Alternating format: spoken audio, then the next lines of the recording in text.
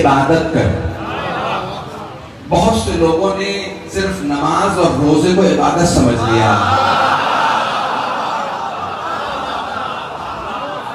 امام رضا علیہ السلام فرماتے ہیں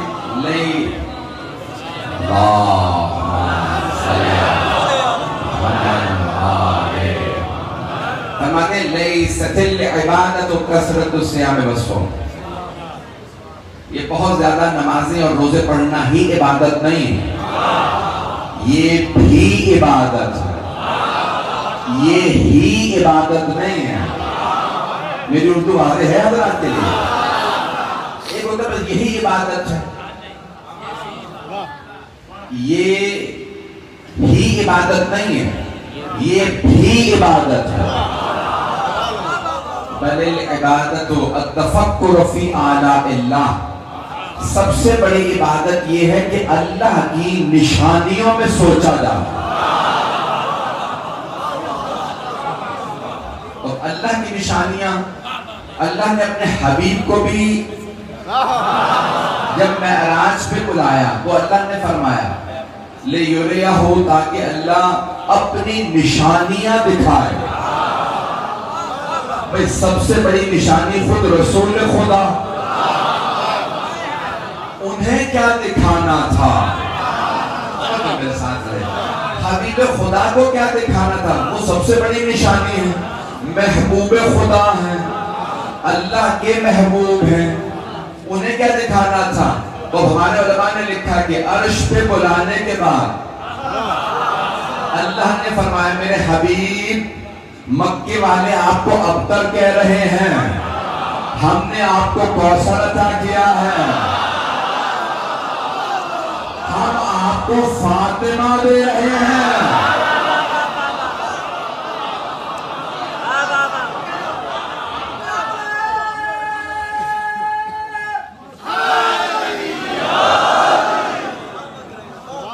میری توقع سے بہتر سن رہے ہیں.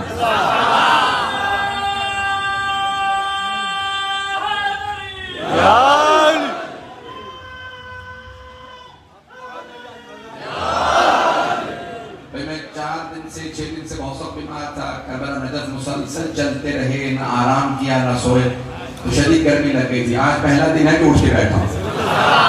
مدارس نہیں چھوڑتا، مسلسل پڑھتا رہا ہوں. آپ ہی کی سرزمین پہ پڑھ رہا ہوں مدارس مسلسل. سنیے گا جملہ جو خمینی نے اپنی کتاب میں لکھا کہ آپ زیارت میں پڑھتے ہیں، اور یہ زیارت ہماری نہیں ہے، چھٹے امام نے بتائی، زیارت وارثہ. اس میں امام فرماتے ہیں اشہد انک کنت نورا فی الاسلاب الشامخہ والارحام المطہرہ. ہم تو صرف جملے پڑھ رہے ہیں، ہم دہرا رہے ہیں، ہمیں ادراک نہیں. چھٹے امام فرماتے ہیں میں گواہی دیتا ہوں اے حسین، آپ کا نور پاک صلبوں سے پاک رحموں میں منتقل ہوتا رہا، پاک صلبوں سے پاک رحموں میں منتقل ہوتا رہا. اب یہاں پہ مرحوم امام علی کہتے ہیں کہ یہ جو نور چلا تھا جناب آدم سے، وہ 14 کا نور نہیں تھا.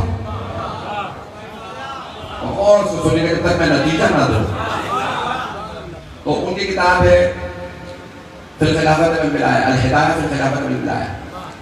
وہ اس میں فرماتے ہیں کہتے ہیں مصباح الہدایہ فی الخلافت بالولایہ کہ وہ 14 کا نور نہیں تھا، 13 کا نور تھا. میرے ساتھ چلیے گا. 13 کا نور تھا، جناب آدم سے چلتا رہا، جناب عبد المطلب تک آیا. جناب عبد المطلب کے پاس وہ نور جب پہنچا تو 2 حصوں میں تقسیم ہو گیا. نور نبوت جناب عبداللہ کے پاس چلا گیا، نور امامت جناب ابو طالب کے پاس چلا گیا. پہنچ رہے ہیں حضرات؟ رسول خدا کا نور جناب عبداللہ کے پاس، 12 اماموں کا نور جناب ابو طالب کے پاس چلا گیا. تو 13 کا نور تھا. ایک نور ایسا تھا جسے اس دنیا میں لانے کے لیے رسول خدا کو معراج پہ جانا پڑا.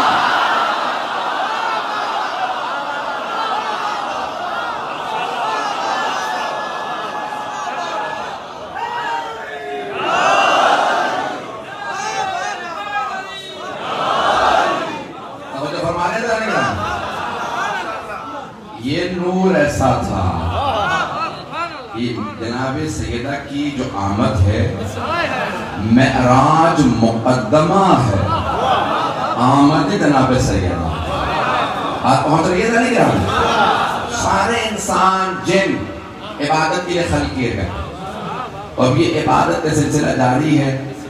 پوچھا کسی نے مولا سے, مولا آپ فرماتے ہیں کہ جناب آدم سے بھی پہلے آپ کو خلق کیا گیا تھا, یا فرشتے تھے؟ کہ نہیں, فرشتے بھی ہمارے بعد خلق ہوئے ہیں. چلیے گا ایسی محبت کے ساتھ. اب مولا اس وقت آپ کیا کرتے تھے؟ کہ ہم تسبیح کرتے تھے, تقدیس کرتے تھے. جب فرشتے خلق ہوئے تو انہوں نے ہماری تسبیح سے تسبیح سیکھی. میں نے ایک علمی موضوع شروع کیا ہے اور میں بے انتہا ممنون ہوں کہ آپ اس محبت سے سن رہے ہیں. کہا ہماری تسبیح اور تقدیس سے ملائکہ عبادت سیکھتے تھے. کہا اور ہم نے اس وقت طواف کیا تھا عرش کا جب کوئی نہیں تھا. اور کہا پھر مختلف انواع کی خلقت کے متعلق تفصیل میں نہیں جانا. تب ایک مرتبہ امام فرماتے ہیں کہ پھر اس دنیا میں ہمیں بھیجا گیا, یہاں پہ عبادت دنیا کو تعارف کروایا. ساری مخلوقات عبادت کے لیے بنائی گئی ہیں, ساری مخلوقات اللہ کے لیے. اتنے فرشتے عبادت کے لیے, اتنے جن, انسانوں کی کیا ضرورت تھی؟ تو عبادت انسانوں کے لیے صرف یہ نہیں کہ صرف نماز پڑھے, روزہ رکھے. رک کے ایک جملہ پیش کر دوں. طواف خانہ کعبہ کا ہو رہا,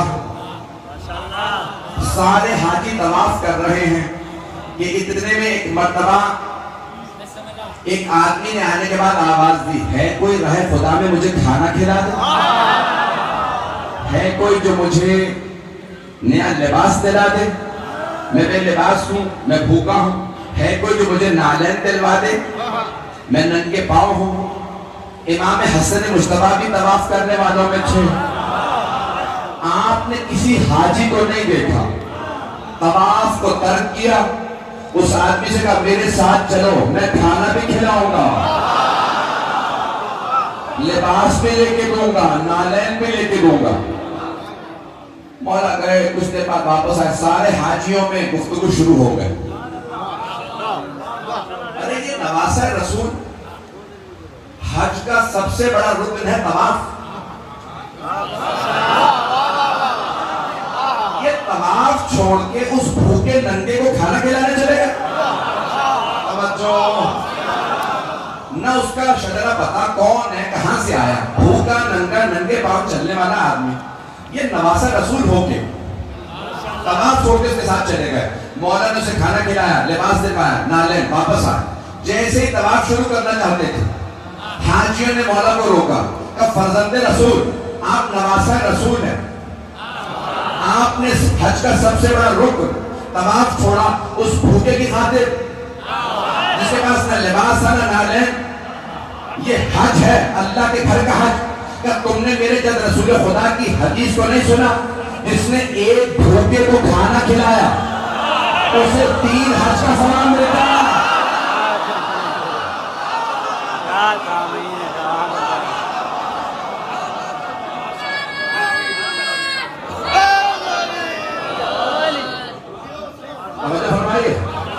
مولانا نے فرمایا تم نے میرے جد رسول خدا کی حدیث کو نہیں سنا, جس نے ایک بھوکے کو کھانا کھلایا اسے 3 حج کا ثواب, جس نے بے لباس کو لباس پہنایا اسے 3 حج کا ثواب, جس نے ننگے پاؤں چلنے والے کو نالین دلوائے اسے 3 حج کا ثواب. کا 13 رکن ہے حج کے, 13 احرام ہے, وقوف عرفات ہے, وقوف مشعر ہے, منی ہے, قربانی ہے, رمی جمارات ہے, طواف ہے, 2 رکعت نماز ہے, سعی ہے, طواف نساء ہے, 2 رکعت. میں نے پورا حج بتا دیا. 13 واجبات حج کی, میں نے ایک طواف چھوڑا, 9 حج کا ثواب لایا.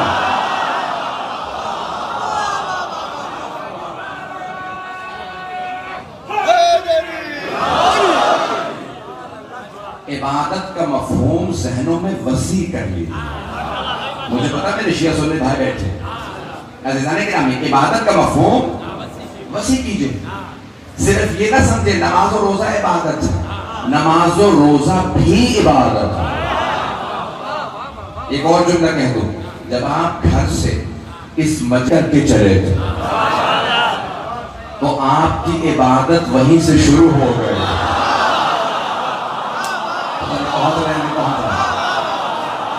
عبادت وہیں سے شروع ہو گئی تھی. جب چلے عبادت شروع ہو گئی. نوجوانوں سے جملہ پیش کر رہا ہوں, کبھی بھی بغیر نیت کے مجلس میں نہ آئیں. پہلے سے نیت کریں, میں مجلس حسین میں جا رہا ہوں, ماں باپ کی طرف سے, اجداد کی طرف سے, چاہے وہ زندہ ہوں, آپ کو تو ثواب مل ہی رہا ہے, انہیں بھی مل جائے گا.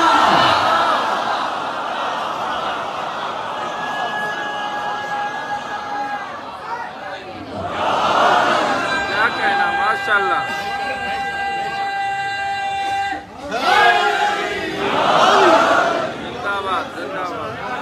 توجہ فرما رہے ہیں نہیں کہا. عبادت کا مفہوم بہت وسیع ہے, اور ایک اور حدیث میں ہے عبادت کے 10 جز ہیں. 10 جز, 9 جز حلال رزق کمانے میں. اگر کوئی مزدوری بھی کرتا تو وہ عبادت کرتا. جو کام آپ کیجئے گا وہ عبادت اللہ کی خوشنودی کے لیے ہو, محمد و آل محمد کی خوشنودی کے لیے ہو. ہمارے 12 امام ہیں. 5 امام سے پوچھا کہ مولا عبادت کی سب سے بڑی رات کون سی؟ آپ نے فرمایا شب قدر. کہ مولا شب قدر کا سب سے افضل عمل کون سا؟ غور سے سنیے گا. سب سے افضل رات شب قدر, لیلۃ القدر. لیلۃ القدر کا سب سے افضل عمل کون سا؟ اب وہ سوچ رہا تھا مولا کہیں گے یہ نماز, وہ تسبیح, وہ ذکر, وہ آیت. مولا نے کہا شب قدر کا سب سے افضل عمل یہ ہے کہ کوئی نیا مسئلہ سیکھ لو, علم حاصل کر لو.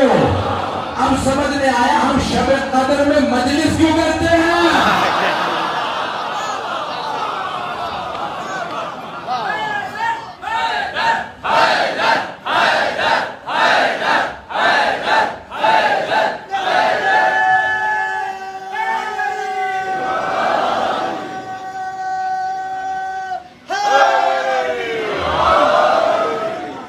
مجھے نہیں معلوم میرے ٹوٹے پھوٹے الفاظ آپ کو قبول نہیں ہے. میں ممنون ہوں آپ کی محبتوں کا. عبادت کا مفہوم بہت وسیع ہے. عزیزان گرامی, اب میں ایک اور جملہ پیش کروں. ابھی تو میں نے جو کچھ پیش کیا وہ عمل ہے. بھئی علم حاصل کرنا بھی عمل ہے, نماز پڑھنا بھی عمل ہے, روزہ رکھنا بھی عمل ہے, مسکین کو کھانا کھلانا عمل ہے, لباس دلانا عمل ہے, نالین پہنانا عمل ہے, حج کرنا عمل ہے, مجلس میں آنا عمل ہے. ایک ایسی عبادت بتا دوں جو عمل نہیں ہے, صرف سوچ ہے. مجمع کا سناٹا بتانا پڑے, توجہ سے سن رہے ہیں. حبیب خدا نے فرمایا حب علی عبادت.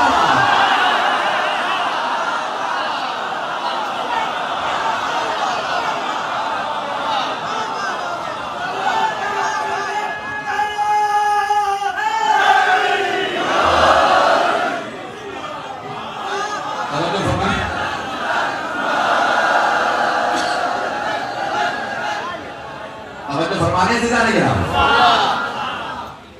حدیث کو تفصیل سے پیش کر دو اگر کہیں تو. کہ حبیب خدا نے فرمایا تھا کہ النظر الى وجہ علی عبادت. کس سے کہا تھا؟ کس سے کہا تھا؟ صحابہ سے. نہیں پہنچا سکا.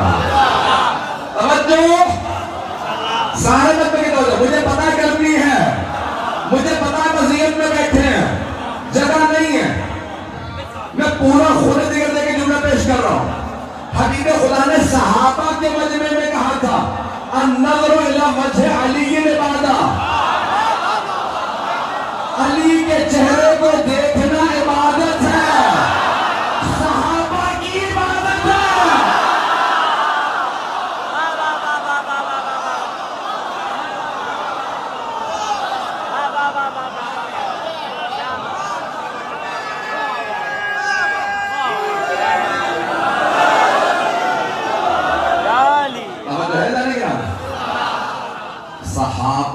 کی عبادت یہ ہے کہ علی کا چہرہ دیکھنا، مولا کا چہرہ دیکھنا۔ تو اب صحابہ کا دم بھرنے والوں، علی کے ذکر کی مخالفت نہ کرنا۔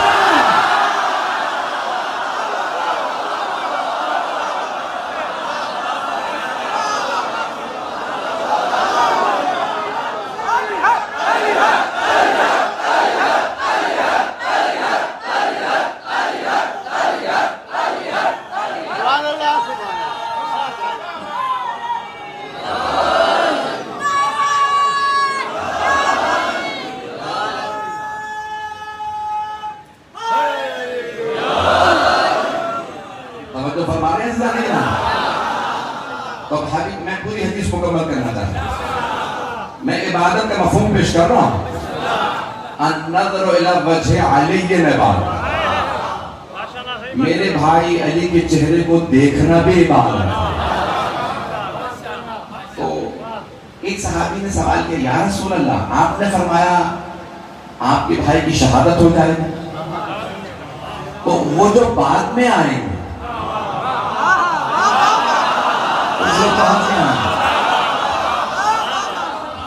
وہ جو بعد میں آئیں گے شہادت، وہ چہرے کی زیارت سے محروم رہ جائیں گے۔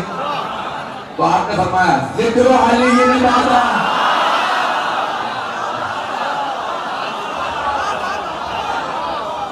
علی کا ذکر بھی عبادت ہے، میں بھی عبادت کر رہا ہوں، آپ بھی عبادت کر رہے ہیں۔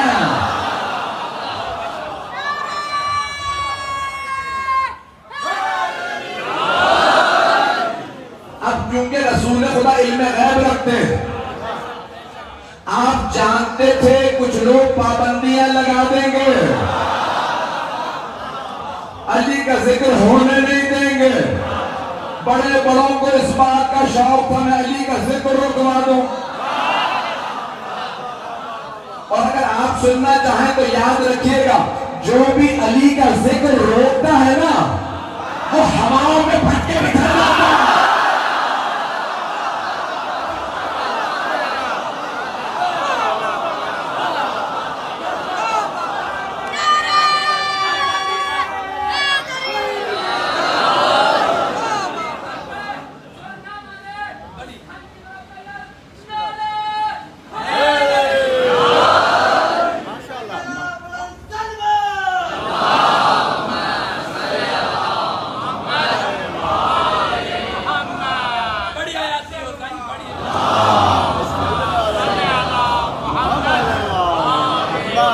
میں آپ کی محبتوں کا ممنون ہوں، جس محبت سے آپ سن رہے ہیں۔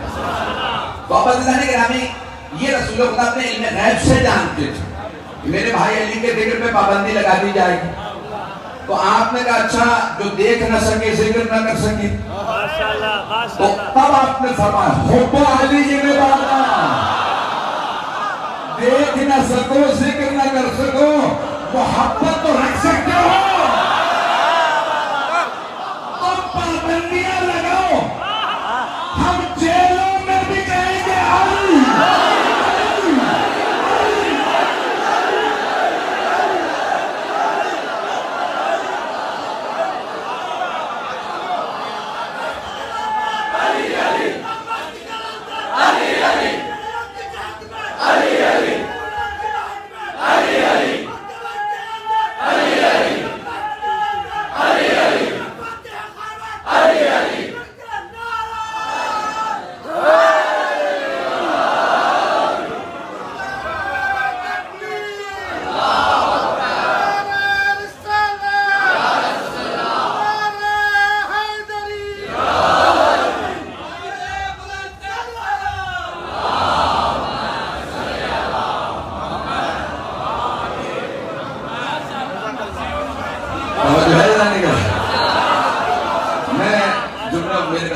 جملہ دہرا دیجیے، جملہ دہرانے کی ضرورت نہیں ہے، پہنچ گیا جہاں پہنچنا تھا۔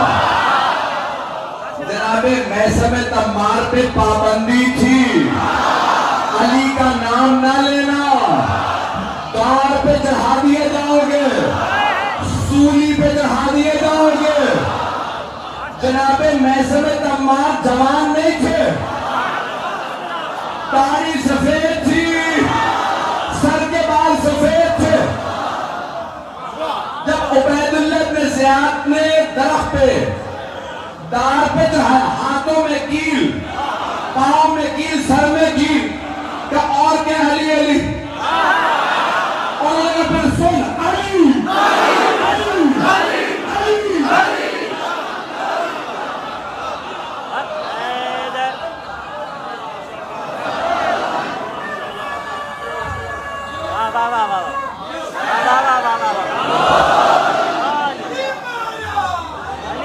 اب جو ہے نا اللہ یہ ذکر رک نہیں سکتا، یہ عبادت رک نہیں سکتی۔ جناب امیر علیہ السلام کا نام پوری دنیا کے اندر آج بلند ہے۔ کہاں گئے علی کے دشمن جو کہتے تھے ہم نام مٹا دیں گے، ان کی قبروں کا پتہ نہیں ہے۔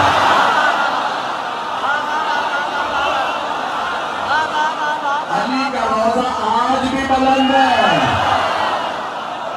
اللہ نے نام بھی دیا تو علی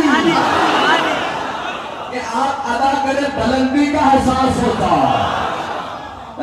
یہ آپ کو جو جوش اٹھانا ہے، میں اپنے پورے انداز سے پڑھنا چاہوں۔ اللہ نے گرامی، میں یقین مانے موضوع جو ذہن میں لے کے آیا تھا مکمل نہیں کر پا رہا ہوں، لیکن ایک جملہ کہے بغیر آگے نہیں بڑھ سکتا۔ جتنا دشمنوں کو ضد ہے علی کے نام سے، قدرت کو ضد ہے علی جھکنے نہ پائے۔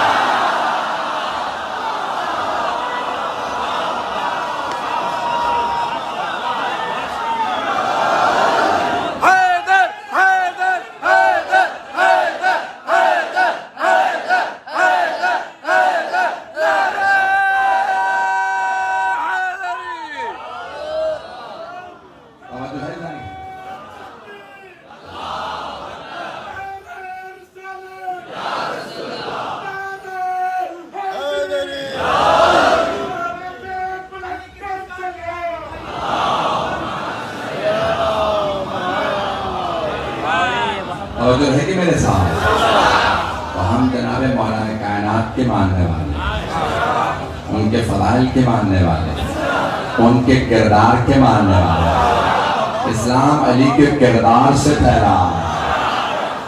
عزیزان گرامی، تو عبادت کا مفہوم بہت وسیع ہے، عبادت کا مفہوم بہت وسیع ہے۔ کسی نے صحابی نے کہا یا رسول اللہ بہت گنہگار ہوں۔ کس نے کہا؟ ایک صحابی نے کہا یا رسول اللہ بہت گنہگار ہوں۔ اس کا مطلب ہے صحابہ میں بھی گنہگار تھے۔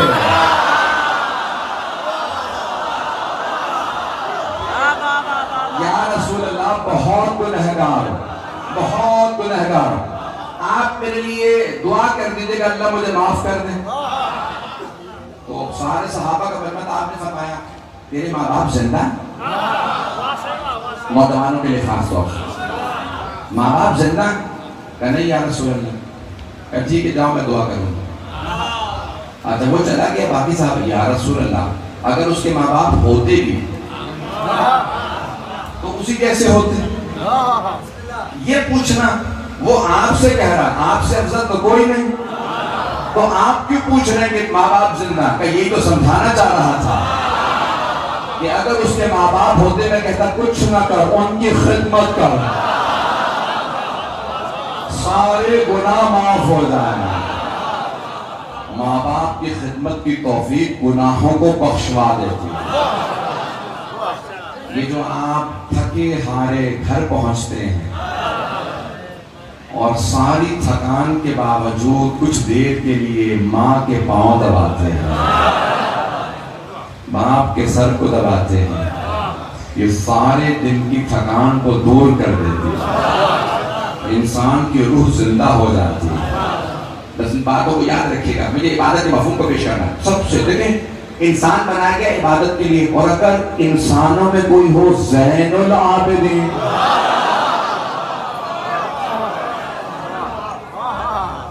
اب بات پہنچی، کوئی ہو زین العابدین، عابدوں کی زینت، امام سجاد کی خوشنودی کے لیے بابا بلند سارا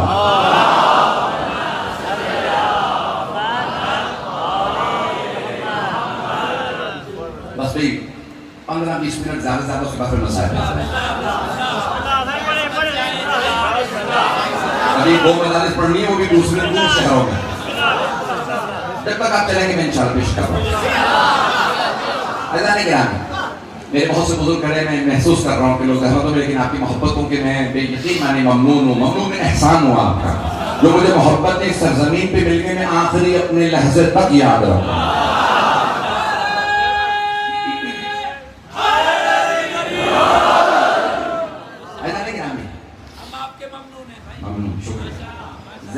زین کہتے ہیں زینت کو زینت سمجھتے ہیں نا وہ کہتے ہیں کہ بھی پوری امام بارگاہ کی زینت ممبر ہوتا اور کچھ ممبر کی بھی زینت ہوتی ہے ساری دنیا عابد ہے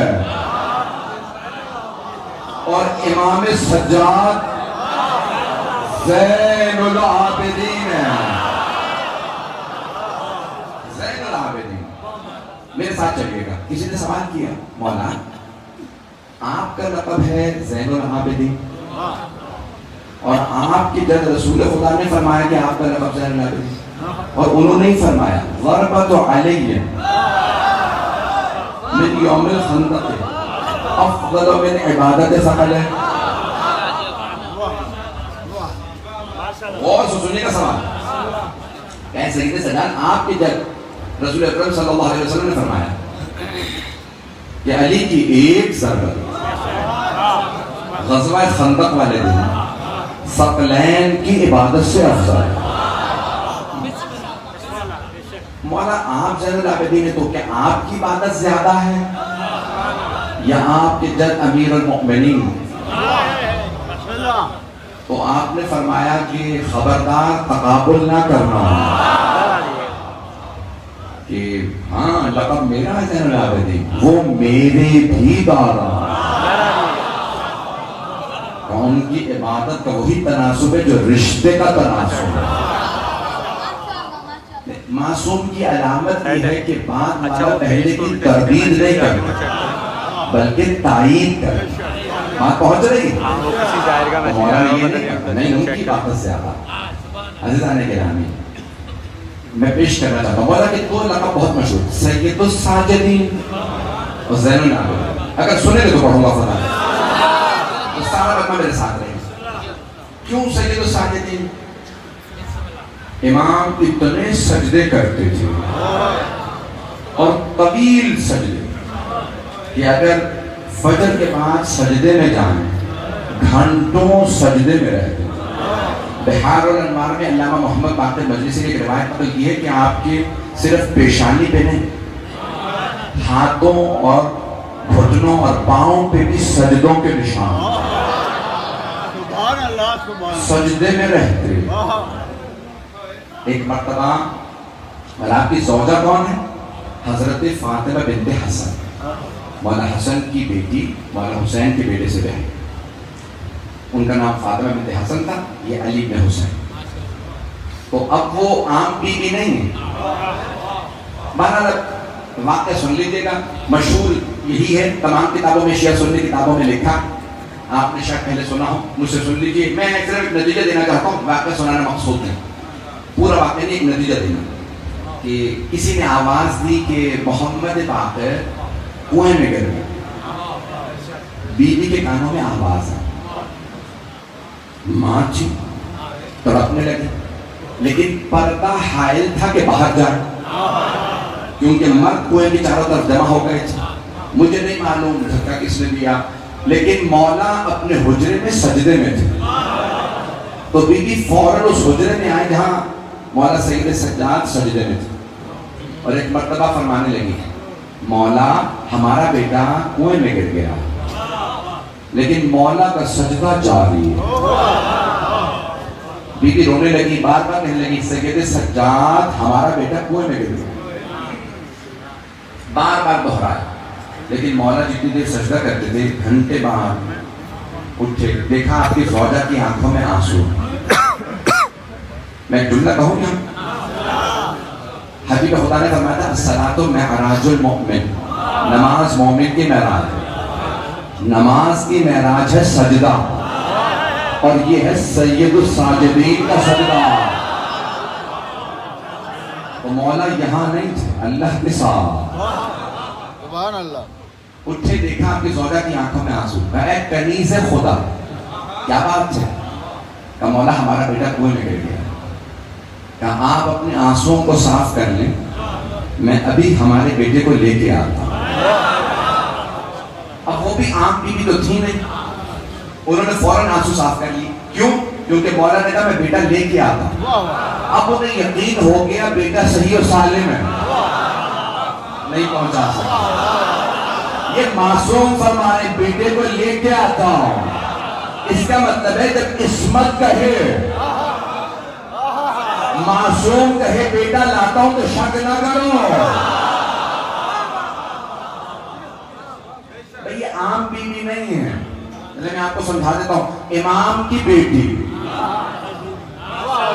امام کی پوتی، امام کی زوجہ، امام کی ماں، امام کی دادی، چاروں طرف سے امامت میں گھرے تھے۔ بیوی نے فوراً آنسو صاف کیے اور کہا کہ ٹھیک ہے مولا انتظار میں ہوں، اب میں اپنے انداز سے پیش کروں گا۔ روایت میں بس یہ ہے کہ مولا چلے کنویں کی جانب۔ میرا دل کہتا ہے امام نے ایک مرتبہ عصمت کی قبا اوڑھی ہوگی، ولایت کی ابا لی ہوگی، امامت کا امامہ سر پہ رکھا ہوگا، تولہ کی تسبیح لی ہوگی، تبرہ کا ڈنڈا لیا ہوگا۔ امام نے نالین زیب تن کیے، ایک مرتبہ چلنے لگے، زمین قدموں کے بوسے دینے لگی، آسمان سر پہ سایہ کرنے لگا، جہاں سے لبیک کی صدائیں آنے لگی۔ بہت جم غفیر تھا، سارا مجمع راستہ بنانے لگا۔ امام چلتے ہوئے آگے بڑھے، کنویں کے پاس آئے، کہا پانی میری امانت لوٹا۔ کیا کہنے، واہ واہ واہ واہ واہ واہ واہ۔ سارے مدینے نے دیکھا، ایک مرتبہ کنویں کا پانی ابھرنے لگا، اور سب نے دیکھا پانچویں امام پانی کے اندر نہیں، پانی کے اوپر تشریف فرما تھے۔ جملہ یہ بھی نہیں ہے نتیجے کا۔ چوتھے امام نے باہیں پھیلائیں، اپنے فرزند کو گود میں لیا، چلنے لگے۔ ایک نے روک کے سوال کیا، فرزند رسول کیا آپ پریشان نہیں تھے بیٹا گر گیا کنویں میں؟ مولا نے کہا نہیں، بالکل پریشان نہیں تھے۔ کہا پوچھ سکتا ہوں کیوں؟ اب میں اللہ کے سجدے میں تھا، جب میں نے اس کے سجدے میں خیانت نہیں کی واہ واہ واہ واہ، تو وہ میری امانت ہے۔ کیا کہنے،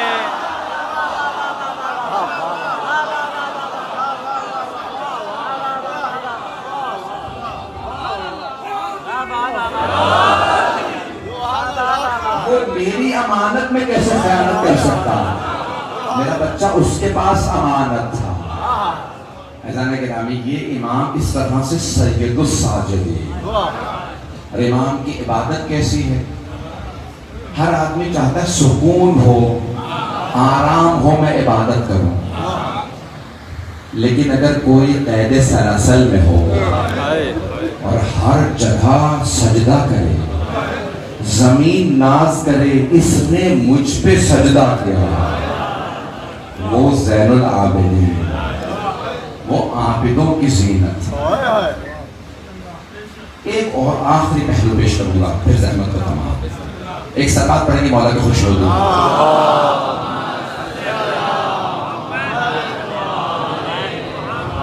آخری پہلو سب کی توجہ میرے ساتھ۔ عزیزان گرامی، پوری دنیا میں حالات خراب ہیں، کرونا وائرس ہے، خانہ جنگی ہے، خزانے خالی ہیں۔ کسی حکمران سے پوچھیں کچھ کیوں نہیں کرتے؟ کہ ملک کے حالات ہی خراب ہیں، خانہ جنگی ہے، حکومت کا خزانہ خالی، کیا کر سکتا ہوں؟ اور اگر کوئی عصر عاشور میں امامت سنبھالے، جہاں باپ کا لاشا تبدیل پہ پڑا ہو، پھپھیاں قیدی ہوں، گلے میں توق ہو، پاؤں میں بیڑیاں ہوں، ہاتھوں میں زنجیریں، اور پوری زندگی ایک شکوہ خدا سے نہ کیا، وہ زین العابدین۔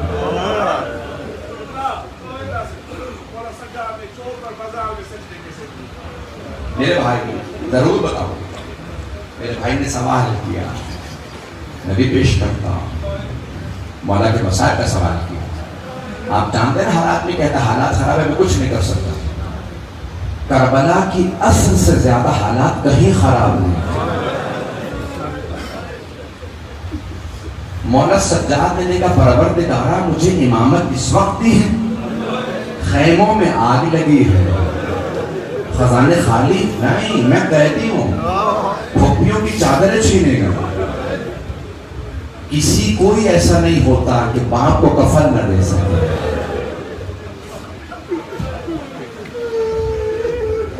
جب جناب زینب نے سوال کیا نا، ایسے کہتے سجاد یہ کیا حالت بنا رکھی، 11 محرم، کہ مولا کے آنسو بہ رہے ہیں، ہاتھ زنجیروں میں۔ میں نے بھی امام کا توق دیکھا، اگر دیکھیں گے میری طرف، پاؤں میں بیڑیاں، توق کیسا تھا؟ امام کا توق خاردار، جس میں کیلیں ہوتی ہیں، میں پہلے سوچتا تھا ایسے ہاتھ بندھ رہے تھے، اس توق میں ہاتھ بندھ رہے تھے ایسے۔ امام کی آنسو بہنے لگے، پوچھا پھپھی نے بیٹا آپ کی رنگت سفید پڑ گئی، جیسے جسم میں خون ہی نہیں ہے، کیا بات ہے؟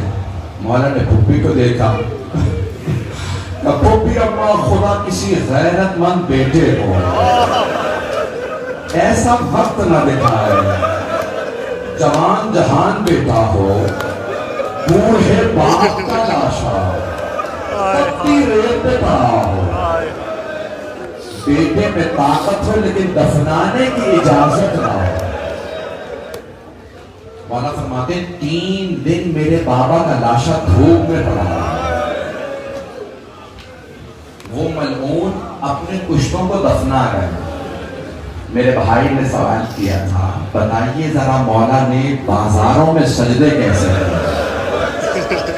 سنیں گے جب آپ جو دیکھ سکتے ہیں اب دیکھیے گا میری طرف، جو نہیں دیکھ سکتے ذرا آنکھیں بند کریں۔ جب بازار آئے نا کوفے کے بازار میں آئے مولا سجاد، دیکھا مجمع عام ہے، اور جانتے ہیں نعرے کیا لگا رہے؟ چلو باغیوں کی بہنیں آ رہے ہیں، باغیوں کے نعرے، ہاتھوں میں پتھر، علی کی بیٹیاں۔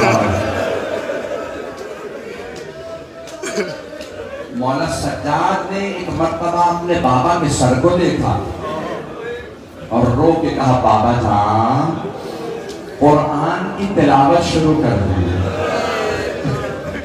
بابا لوگ آپ کے گزر گئیں، مولا سجدے میں آئے، پروردگارا نبی ایوب رک گئے تھے، ہے نا قرآن کا سورہ ذہن کے اندر۔ جناب ایوب صبر میں انبیاء میں مشہور ہے، حضرت ایوب بڑا صبر کیا، بیٹے مارے گئے صبر کیا، گھر گر گیا صبر کیا، فصلیں اجڑ گئیں صبر کیا، لیکن جب ان کی زوجہ پہ بات آئی نا، شیطان نے کہا کہ ان کے کہو کہ بال کاٹ کے اپنے دے دیں، گھروں میں کام کرتی تھی، جناب ایوب کے لیے دوا لا سکے، کہ پروردگارا میری ناموس پہ حرف آئے میں برداشت نہیں کروں گا۔ جہاں جناب ایوب کے صبر کا پیمانہ ختم ہوتا ہے وہاں سے سجاد کا شروع ہوتا ہے۔ اس لیے مولا سجاد ہیں زین العابدین، جنہیں نبی ایوب بھی سلام کریں، اے سجاد جہاں انبیاء کے پاؤں لرزنے لگے۔ جملہ کہوں گا مجھے معاف کر دیجئے گا، جب حضرت حاجرہ کو لے جا رہے تھے نا، حضرت سارہ کو، حضرت ابراہیم، حضرت لوط ان کے بھائی تھے حضرت سارہ کے، تو قبطی نے جناب سارہ کی طرف ہاتھ بڑھایا تھا۔ جب ہاتھ بڑھایا نا تو ایک مرتبہ جناب ابراہیم نے کہا پروردگارا اس کے ہاتھ خشک کر دے. اس کے ہاتھ خشک ہو گئے. کہا تو نے میری زوجہ کی طرف ہاتھ بڑھایا تو میری بددعا لگی. جناب ابراہیم کی بددعا لگی. جناب سید سجاد جب کوفے میں آئے نا لوگ پتھر مار رہے تھے, مولا نے تب بھی بددعا نہیں کی, لیکن آپ کی ایک چھوٹی سی بہن تھی, انہوں نے اپنی پھوپھی سے کہا پھوپھی اماں میرے بابا جب مجھے سینے پہ سلاتے تھے تو انبیاء کے واقعات سناتے تھے. پھوپھی اماں میرے بابا نے بتایا تھا کہ نبی تھے صالح, ان کی اونٹنی تھی, امت نے اونٹنی کا کوہان کاٹا, وہ شہید ہو گئی. اونٹنی کا ایک بچہ تھا, اس نے پہاڑ پہ چڑھ کے امت کو بددعا دی. اللہ نے اونٹنی کے بچے کی بددعا سن لی, پوری امت پہ عذاب بھیج دیا. پھوپھی اماں بس اتنا بتائیے کیا میرا مقام زیادہ ہے؟ یہ حضرت صالح کی اونٹنی کے بچے کا مقام ہے. جناب زینب نے فرمایا سکینہ آپ کا مقام زیادہ ہے. پھوپھی اماں پھر میں بددعا کروں گی, آپ آمین کہیے گا. مولا سجاد نے رو کے فرمایا ذرا بابا کے سر کو دیکھو. مولا حسین کے آنسو بہنے لگے. میری بیٹی بددعا نہ کرنا, خدا زمین کو پلٹ دے گا. یہ نانا کی امت ہے, ان ظالموں کی خاطر سب کو بددعا نہ دینا. اجرکم اللہ. برداشت کریں کہ میں پڑھوں؟ میرے بھائی نے تو کہا تھا مولا سجاد کے سارے مسائل پڑھ دیں. میں 2 گھنٹے بھی پڑھوں نا مولا سجاد کے مسائل تو ختم نہیں ہوتے. ایک روایت پڑھوں گا میرے ساتھ. مولا عصر کے بعد مدینے کے بازار سے گزر کے اپنے باغ میں جاتے تھے. جب جاتے تھے نا تو سارے مدینے کے قصاب اپنے پشتوں پہ کپڑا ڈال دیتے تھے. کیوں؟ سید سجاد جب گوشت دیکھتے تھے نا, بکرے کا بھی کٹا گلا دیکھتے تھے, وہ بلند آواز سے رونے لگتے تھے. مولا سے پھر جانور کا بھی خون برداشت نہیں ہوتا, نہیں پہنچا سکا. کیا پڑھوں گا آپ کے سامنے؟ میری طرف دیکھیے گا. ایک دن ایک قصائی بھول گیا کہ مولا سجاد کے آنے کا وقت ہے. جیسے ہی مولا دکان سے گزرے دیکھا گوشت ہے, ایک جانور بکرا ذبح شدہ پڑا. مولا نے بلند آواز سے رو کے کہا ہائے فرزند رسول کو پیاسا ذبح کر دیا گیا.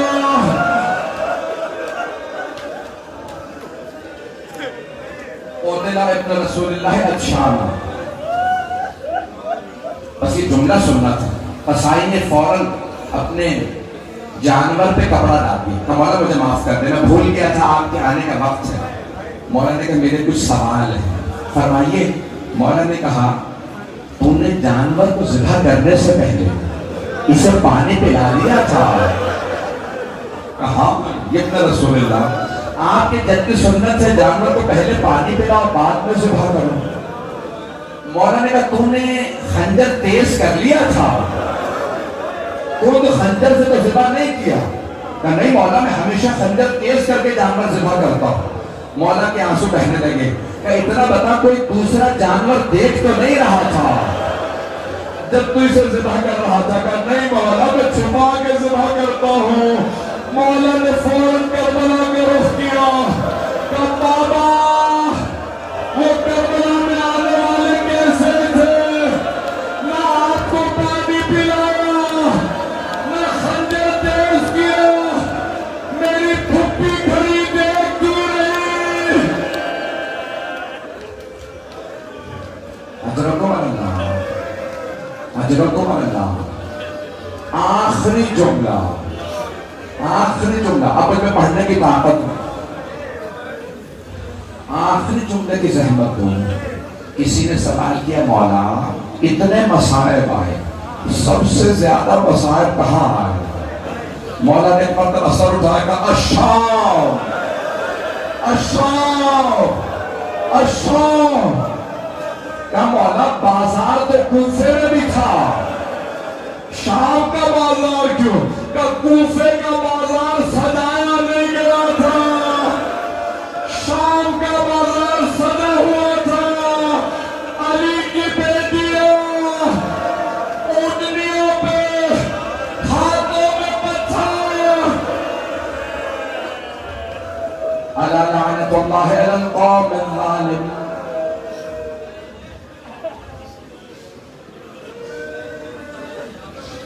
وَسَيَعْلَمُ الَّذِينَ ظَلَمُوا أَيَّ مُنْقَلِبٍ يَنْقَلِبُونَ۔ دو جملے دعا، بیٹھ جاؤ بیٹھ جاؤ بیٹھ جاؤ بیٹھ جاؤ بیٹھ جاؤ بھیا بیٹھ جاؤ بس میں دو جملے دعا۔ ساتھ پروردگارا، بٹھا دو میں نے دیکھا لوگ بڑی زحمتوں سے بیٹھے تھے۔ ایک سوال کروں، آپ لوگ خاک پہ بیٹھے تو نہیں رہ جائیں گے؟ آپ لوگ اپنے اپنے گھر چلے جائیں گے نا؟ لیکن علی و بطول کی بیٹیاں خاک پہ بیٹھی رہتی ہیں۔ اگر آپ زیادہ روئیں گے تو آپ کو کوئی تازیانے تو نہیں مارے گا، لیکن ہائے جناب زینب، جب بیبیاں روتی تھی انہیں تازیانے مارے گا۔ آئیں بھی سب ہاتھوں کو بلند کیجیے گا۔ میں دیکھ رہا ہوں مجھے ابھی بھی رونے کی آواز آ رہی ہے، بعض افراد ابھی بھی رو رہے ہیں۔ ایک سوال کروں، آپ سب نے مصائب سنے ہیں، دیکھا کچھ نہیں ہے۔ مولا سجاد نے آنکھوں سے دیکھا تھا، اب سمجھ میں آیا پوری زندگی کیوں روتے رہے۔ مولا پھر پوری زندگی روتے رہے۔ آئیں بھئی پروردگارا، تجھے واسطہ سید سجاد کے پاؤں میں لگے کانٹوں کا، زخمی قدموں کا واسطہ، جتنے مؤمنین و مؤمنات یہاں موجود ہیں سب کی دعائیں مستجاب فرما، بے اولادوں کو اولاد عنایت فرما۔ میرے بہت سے بھائیوں نے التماس سے دعا کی، سب کی دعائیں مستجاب فرما، پریشان حالوں کی پریشانیاں دور فرما۔ پروردگار، حج و زیارات کی تمنا رکھنے والوں کو حج و زیارات نصیب فرما، ہمارے مقامات مقدسہ کی حفاظت فرما، جنت البقیع دوبارہ تعمیر ہوتا دیکھنا نصیب فرما۔ پروردگار، جو ہاتھ بلند ہیں کسی کو رد نہ فرما۔ مریضوں کے لیے کہا گیا پروردگار، اس بیمار کا واسطہ جن کا بستر لوٹ لیا گیا، ہمارے تمام مریضوں کو شفائے کاملہ عاجلہ عنایت۔